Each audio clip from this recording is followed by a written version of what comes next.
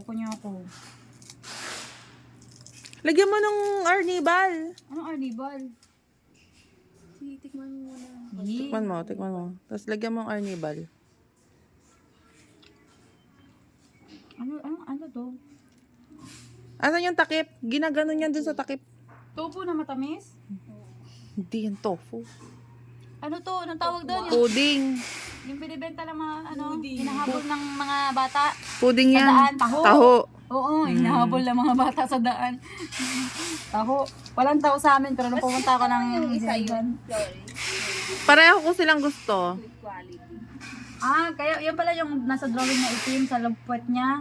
Kaya nga, inano ko, tinignan ko yung ilalim ko, wala namang itim ah. Ayan, mekos-mekos mo yan. Yun, ibang Ito ko na girl.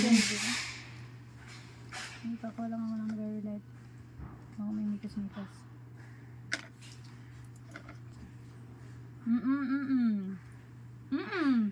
Masarap siya pag may pag may chocolate.